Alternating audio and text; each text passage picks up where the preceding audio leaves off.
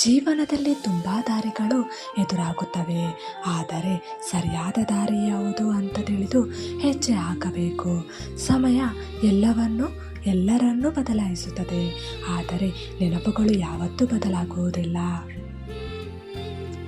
ದೇವರು ಕಷ್ಟ ಕೊಟ್ಟು ಕಾಪಾಡುತ್ತಿದ್ದಾನೆ ಅಂದರೆ ನೀವು ಯಾರಿಗೂ ಕೆಟ್ಟದ್ದು ಬಯಸಿಲ್ಲ ಎಂದರ್ಥ.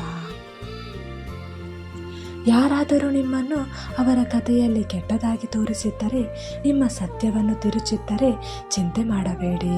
ಸತ್ಯ ಆ ದೇವರಿಗೆ ತಿಳಿದಿದೆ ಮತ್ತು ನಿಮ್ಮ ಮನಸ್ಸಿಗೆ ಅದೇ ಮುಖ್ಯವಾಗಿದೆ.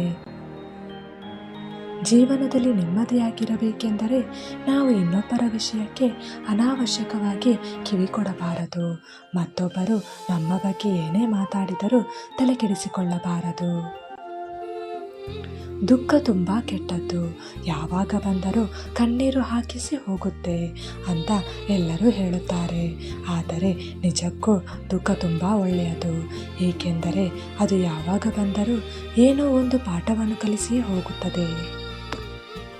ಇನ್ನೂ ಹೆಚ್ಚು ಈ ರೀತಿಯ ಕವನಗಳು ಹಾಗೂ ಒಂದು ಒಳ್ಳೆಯ ಸಂದೇಶವನ್ನು ಬರೆಯಲು ನನಗೆ ನಿಮ್ಮ ಪ್ರೋತ್ಸಾಹವು ಬಹಳ ಮುಖ್ಯವಾಗಿದೆ. ಹಾಗಾಗಿ ಎಲ್ಲರೂ ಸಬ್ಸ್ಕ್ರೈಬ್ ಮಾಡಿ, ಶೇರ್ ಮಾಡಿ ಹಾಗೂ ನನ್ನ ಯೂಟ್ಯೂಬ್ ಚಾನಲ್ಗೆ ಸಪೋರ್ಟ್ ಮಾಡಿ. ಧನ್ಯವಾದಗಳು.